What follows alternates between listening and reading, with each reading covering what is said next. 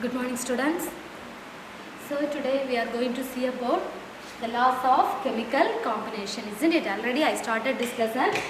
This topic, laws of chemical combination. What are the five laws of chemical combination? One is law of conservation of mass. Second one, law of what? Constant proportion, definite proportion, multiple proportion, reciprocal proportion, and Gay-Lussac's volume. Isn't it? Totally 5 laws are there. First two you might study in 8th standard. Third already I taught for you last class. What is that? Law of multiple proportion.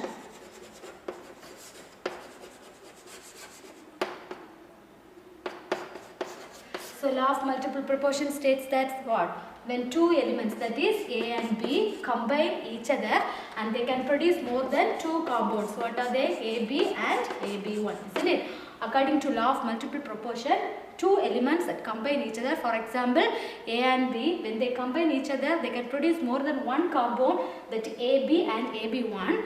In this, the proportion of A is constant, isn't it? The mass of A is constant, which combines different weight with the B and B1, isn't it? Today we can see briefly about law of reciprocal proportion. That is the fourth law in laws of chemical combination. That is law of reciprocal proportion. So in law of multiple proportion, I state that only two elements are there, A and B. Here we are going to take three elements, that is A, B and C, isn't it? So in law of reciprocal proportion, we can take three elements, that is A, B and C. Okay. The element A is going to combine with B and C separately. The element A is going to combine with B and C separately to form ABAC. Okay, here the three elements, that is A, B and C. A is going to combine with the two different elements separately to form two different compounds, that is AB and AC. In turn, this B and C combines together to form BC. Okay, so three elements are there, A, B and C. A is going to combine separately with B and C to form two different compounds, that is AB and AC. In turn, the compound B and C combine together to form BC. Okay. In this, the proportion in which they combine with A and in turn they are combining with BC is same. Okay. That is the B and C, what proportion we will get, the same proportion we will get when we divide AB and AC. Okay. So law of multiple proportion states that when three different elements combines with each other, the A combines separately with B and C to form two different compounds, that is AB and AC. In turn, the compound B and C combines together to form the third compound, that is BC. The proportion in which we will get AB and AC is similar to that of BC. So we can see this through an example. For example, take the element A as carbon, B hydrogen and C as oxygen. So we have taken three different elements. One is A, carbon, B, hydrogen, C, oxygen. Okay. Carbon combines with hydrogen to form methane. Carbon combines with hydrogen to form the first compound, that is AB compound, methane. Okay. The next one, A combines with C to form what? Carbon monoxide. Okay. That is the next compound, AC. So carbon combines with hydrogen to form methane. CH4 means methane. This is the first compound. In turn, A combines with C, oxygen, to form carbon monoxide. Okay, that is a AC. In turn, this compound, that is B and C, it combines to give water. Hydrogen combines with oxygen to form water. Okay, so three different compounds we get. That is, one is methane, AB, AC is what? Carbon monoxide, and BC is H2O molecules. Okay. So here the value of carbon in both is constant. The value of carbon is constant. What is the mass of carbon? 12 gram. The mass of the carbon is what?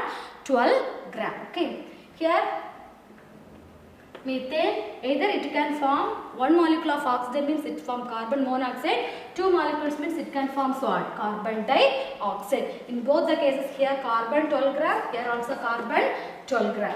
Here the mass of the hydrogen is 1, so 4 into 1, 4. Here the mass of the oxygen is 16, 16 into 2, 32. So we can take the proportion now, isn't it? 4 divided by 12. The proportion of hydrogen and oxygen that combines with the carbon. Here the value of carbon is fixed to 1, so we are going to take the proportion of hydrogen and oxygen. 4 divided by 32. So what's value you will get? 1 is to 8. 1 is to 8. Okay, students, they are learning about what? Law of chemical combination. First itself, on itself I said, what is law of chemical combination means? In chemistry, the elements combines with each other to produce different types of compounds, isn't it? And this combination is governed by certain laws. According to that laws, only each elements combine. It only given under the heading laws of chemical combination. Okay, all the chemical reactions will be based on this law. Any one law behind this reaction it governs. Okay, in that 5 laws are there. One is what? Law of conservation of mass, law of constant proportion, law of definite proportion, law of multiple proportion and reciprocal proportion. Already I taught for you multiple proportion. Multiple proportion means what? 2 elements combines each other to produce more than one compound. Among that, one of the compound have what? A constant proportion. Here we are going to learn law of reciprocal proportion. Here we are going to take 3 elements. 3 different elements combines each other. Okay. For example, A, B, C. A is carbon, B hydrogen, C oxygen. Okay. Here A, B and C combine separately with the A to form 2 different compounds. Okay, what is the different compounds? One is methane, next one is carbon. 1 molecule of oxygen means carbon monoxide, 2 means carbon dioxide. Okay, so it can produce 2 different compounds. One is methane and carbon dioxide. In this, the mass of carbon is fixed to 1. And oxygen and carbon is combining with the carbon in different forms, okay, to produce methane and carbon dioxide. And if we take the proportion of hydrogen and oxygen that is combining with the carbon is 1 is to 8. In turn, this compound, that is what, B and C, in turn combines together to form H2O. So here, hydrogen, what is the mass of hydrogen? 2 into 1, 2. Okay, mass is 16. So what is the ratio we will get? 2 divided by 16, we will get 1 is to 8. So you can consider this as equation 1 and here equation 2. Okay, so they are in turn, they have same proportions. Okay, one. Have you understood?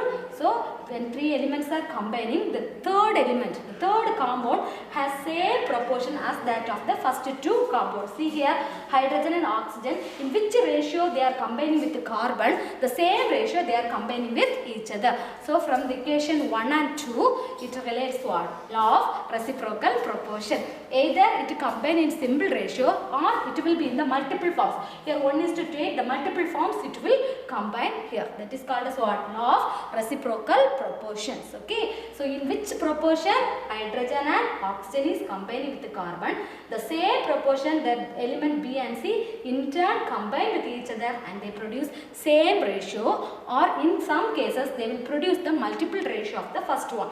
1 is to 8 means the double of that compound will be found here. This is only called as what? Law of reciprocal proportions. Okay. The next one is law of combining gaseous volumes, that is Gay-Lucas law.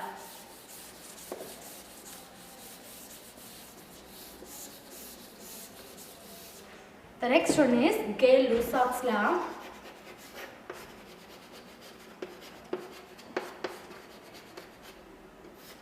This Gay-Lucas law only applicable for gaseous volumes. Okay. It is only applicable for gaseous volumes. See, according to this law, whenever gases react, they produce a simple whole number ratio. When the reacting molecule is gas, okay, it is not a solid and liquid, it is not applicable, only it is applicable for gaseous compounds or water vapor, okay.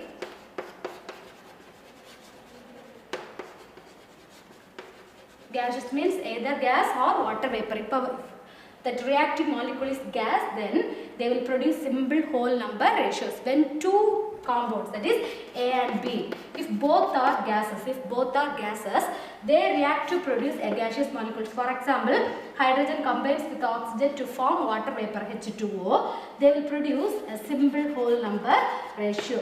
For example, 2 volumes of hydrogen combines with 1 volume of oxygen to produce 2 volumes of water vapor. So Gay-Lussac's law for combining gas, so it is applicable only for gas or water vapors. Okay, according to this law, when our reacting substance is gas, always they combine and simple ratio, always they combine in simple. See here, what is the ratio?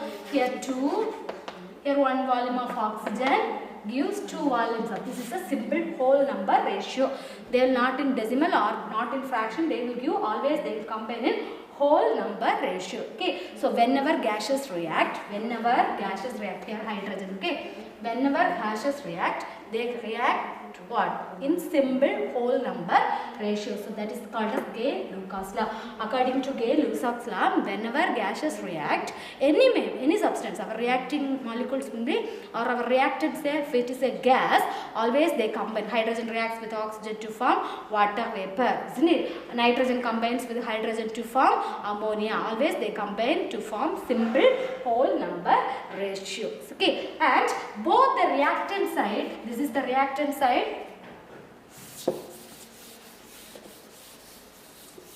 see both the reactant side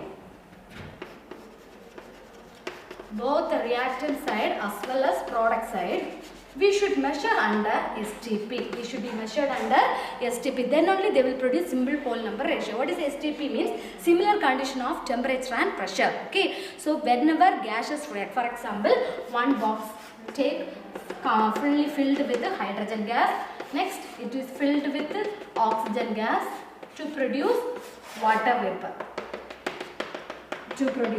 Water vapor. 2 volumes of hydrogen reacts with 1 volume of oxygen to produce 2 volume of water vapor. All the both reactants and product must be measured. Okay, the volumes or the molecules that present inside this must be measured under STP. What is STP means? Similar conditions of temperature and pressure. Okay, that is when this reaction is taken in, the temperature and pressure should be constant before and after the chemical reactions. Then only they produce what? Simple whole number ratios. Okay, so both the reacting gases and the product must be measured under same condition of temperature and pressure. For example, 25 degrees Celsius or 1 atmospheric pressure. Okay, at commonly 25 degrees Celsius and 1 atmospheric pressure we should set up, and we have to do this reactions. Okay, then only they will produce what? Simple whole number ratio, and all the 3 boxes must contain a similar number of molecules. That only when we will study later in Avogadro law, equal volume of all gases contain similar molecules. Okay, when we measured in similar temperature and pressure. So this from these 2 laws, that is multiple proportion what?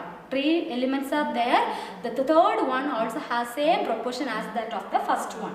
Here law of Gay-Lussac's law, it is applicable for gas. If our reactant is a gases, we should measure all the reactants and products under same temperature and pressure. Then they produce a simple whole number ratio. Not only for this, usually when the gases react with each other, mostly they will react to form a simple 1:1:1, 1:2:1. Always they will react to produce a simple as well as whole number, isn't it? 1, 2, 3 are whole number. 1/2, this is whether it is considered as a whole number? No. 1.1, whether this is considered as a whole number? No. Always they give whole number like 1:2:1 or 1:2:1, 2:1:1. Always they will combine with each other to one volume of oxygen combines with 1 volume of oxygen to produce what? 1 volume of oxygen gas. Okay, similarly always they will be in the simple whole number ratio. This only states by what? Gay-Lussac's. Hence the law is also called as Gay-Lussac's law. And law of multiple proportion was formulated by, who formulated multiple proportion? John Dalton, isn't it? Multiple proportion was formulated by whom? John Dalton. And here reciprocal proportion was Jeremias Richer. Okay, reciprocal proportion was formulated by Jeremias Richer, and this law was formulated by Gay-Lussac's. Okay, so according to Gay-Lussac's, whenever gases react, okay, the reacting that is the reacting gas as well as the product must be measured under STP. Must be under STP. That is, after the reaction and before the reaction, the temperature and pressure should be constant. And whenever they combine, always they produce a simple whole number ratio. Always they will produce what? Simple whole number ratio. This is the two laws. Okay. One is what? Law of reciprocal proportion. Next one is law of Gay-Lussac's value. Okay. So this is one of book back question, that is Roman number 3. State Gay-Lussac's law of combining volumes. Okay. State the Gay-Lussac's law of combining volumes explained with an illustration. It is on page number 134. Here it is mentioned. You can see this, isn't it? So this is the here, from here to here, including this diagram. See, one volume of hydrogen combines with one volume of hydrogen. That is totally two volumes of hydrogen combines with one volume of oxygen to produce two volumes of water vapor. See here, the totally how many hydrogen? The same hydrogen will be present in this volume also. And totally how many hydrogen it will be found here. Here, how many oxygen it will be found here. The total number of hydrogen and total number of oxygen will be equal before the reaction and after the reaction, and all must be measured. All the must be measured under same temperature and pressure. For example, 25 degrees Celsius temperature means 1 atmospheric pressure. Okay.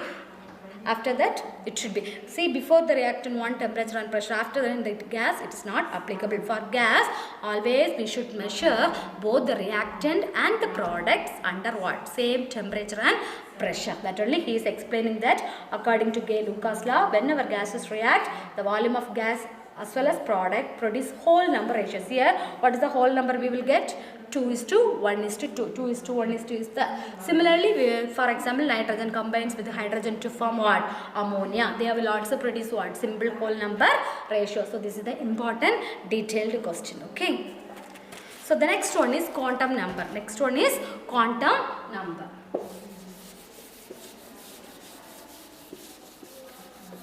So last class itself I said what are the shells we have? K shell, L shell, M shell and L shell, isn't it? And according to Niels Bohr, K shell, what are the number of electrons accommodated in given by what formula? 2n square. Formula is given by what? 2n square. According to 2n square formula, K is equal to how much? 2, L is equal to 8, M is equal to 18 and N is equal to 30. So I said already that each orbit has subshells, isn't it? sp, df. Okay. And now we are going to learn about what? Quantum numbers. What is quantum numbers? Means energy levels. Okay. There are 4 quantum numbers. See, for example, if we want to define you, where you are locating, means we will have to give our address, isn't it? Full address, state, district, everything we have to pin code, our house number, everything we should say like that. This quantum number means it defines the properties of electron. It defines the it's a theoretical value which gives or which defines the what? Electrons, the properties of electrons. Is it? Its electrons are located in the orbit. How it is located, how it is pinned inside the electron, whether clockwise direction, anti-clockwise direction, in which shells they are located, and what is the maximum amount of energy level each orbit. These are the informations which was given by which number means a quantum numbers, isn't it? First quantum number is principal quantum number, which was denoted by the letter N, that we already studied. What is that? 2n square. Okay. So what is the value? 2, 8, 18 and 32 is the number which says how many electrons that can maximum accommodate in an orbit. This information is given by which value? A principal quantum number. So principal quantum number denoted by the letter N, which define what? Define it. That is how the electrons, how many electrons are located in each orbit, isn't it? K, L, M, N. That information was given by the principal quantum number. That is, we know already 2n square, isn't it? N refers to what? Quantum number. The next one is azimuthal quantum number. That is denoted by the letter L, which says about subshells, which gives the information about subshells. Okay, it says about main shell. It says about what? Main shell. And azimuthal quantum number, it explains about what? Subshells. What are the subshells? Already I explained. What are they? sp, df. Okay. How many electrons? 2, 8, 10, 14. 2, 6, 10, 14. The maximum number of electrons that can be accommodated in S is 2, P 6, D 10 and F is what? 14. And this magnetic quantum number, it says the orientation of electrons, how it is present inside the orbit. Okay. And This one, last one is spin quantum number. So totally 4 quantum numbers are there. What are the principal quantum number? This value explains about the main shell K element. And next one is azimuthal quantum number denoted by the letter L, and it says about the subshells sp, df, s hold 2 is 6, 10, 14. And the next one is magnetic quantum number, which says about the orientation of electron inside the subshells. Orientation of electrons inside the subshells. The last one is spin quantum number, which shows the spinning, the rotation of the spinning of the electrons inside the orbit. Spinning of electrons inside either they are moving clockwise direction or anti-clockwise direction. How they revolves around the nucleus in the atom. This information is given by what? Spin quantum number. So 4 quantum number, principal quantum number explains about main shell, azimuthal quantum number explains about subshell, and magnetic quantum number, the orientation of electrons inside the subshells. Okay, the last one is spin quantum number, how it is spin around the electrons. This information is given by the spin quantum numbers. Okay, in higher classes we will study briefly about this. So this is about the quantum numbers. Quantum numbers means it give the information or give the properties of electrons or the properties of about subatomic part. It's a theoretical value or theoretical number which explains about the defining properties of electrons inside the atom, or it explains about the subshells of the atom. So principal quantum number says about what are the main shells, what are the subshells present in the main shells, and how the electrons are oriented in the subshells, and how they spin around the electrons. So this is about what quantum numbers denoted by the letter N, L, M and S. Okay, thank you so much.